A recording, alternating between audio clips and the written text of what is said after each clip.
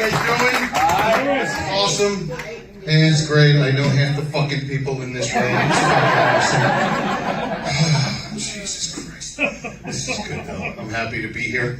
I'm just going to start right off and just say I just recently celebrated 1 year of marriage. Yes. The thing is, I was 47 years old when I got married for the first time. See, I consider myself a survivor. But people say fucked up shit.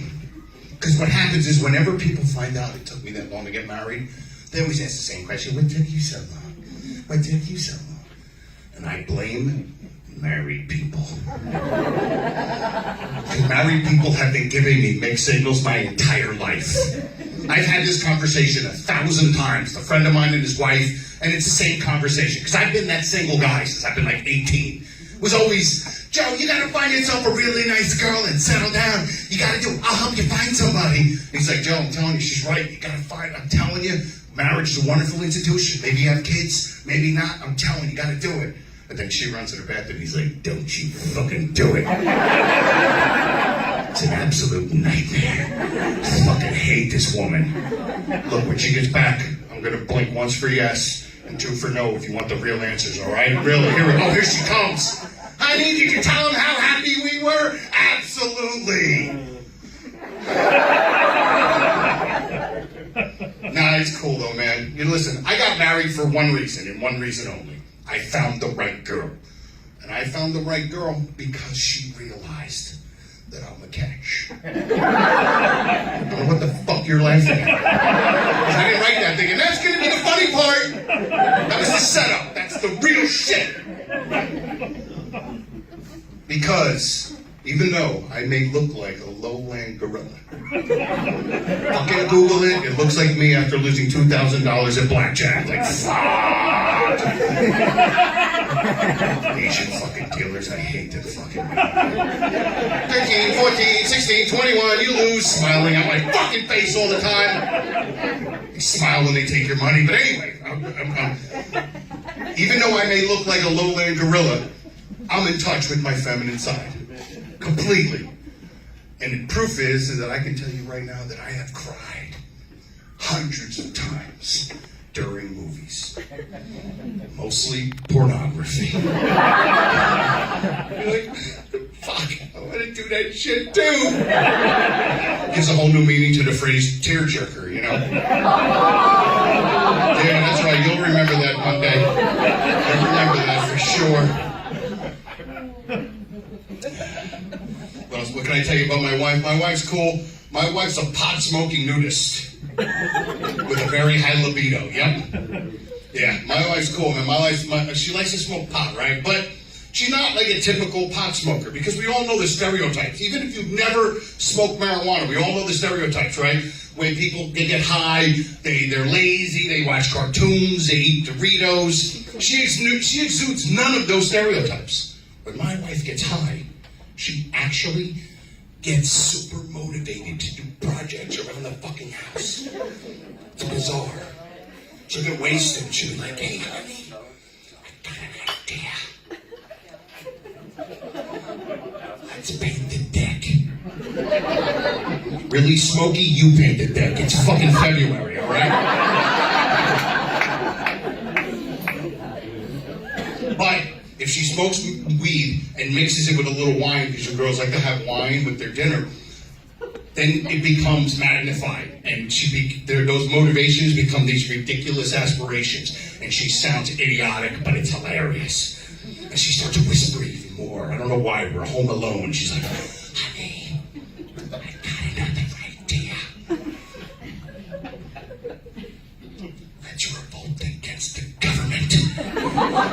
Seriously, if like me and you and every American, we go to work on Monday, we take our W-4s and we change our dependencies from 0 to 99 and boom, nobody pays taxes. We'll do that. Like 100 million people will do that. What are they going to do? Arrest all these hard-working Americans?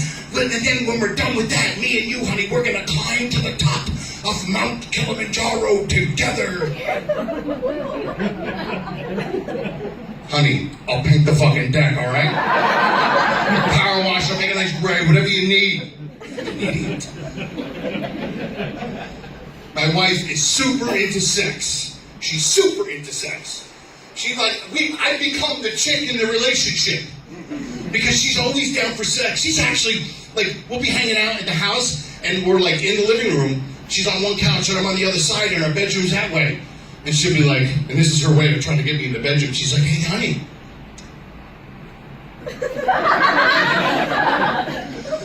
And I'm always like, no, I'm tired. It's only Wednesday.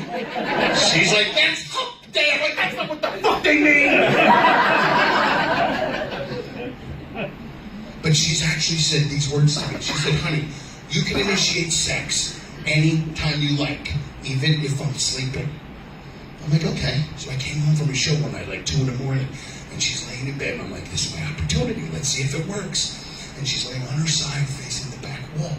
So I climb on the bed really quiet, and I get my arms around her, and I hear her go, please be a break-in, please be a break-in, please be a break-in. Oh, it's you. Here, put this ski mask on, Chubby, and get to it. House Hunters is on in 10 minutes. And what else can I tell you about her? She has, now I'm a stepfather now. She has 2 kids.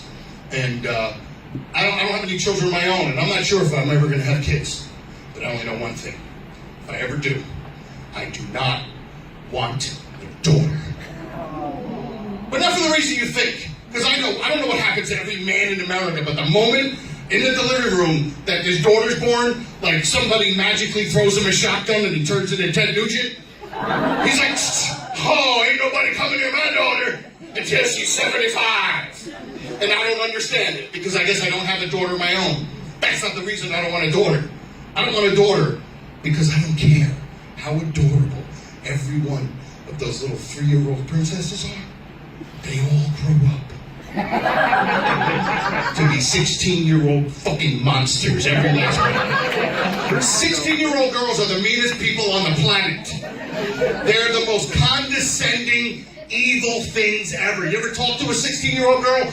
They will dress you down, suck the soul out of your body, and spit it out in front of you. You ever have a conversation with one? They'll be like, yeah, whatever, loser. You zero, you zilch. Beat it. Get out of my face. No, no, no, no. I'm so done trying to bang those broads. I fucking have it.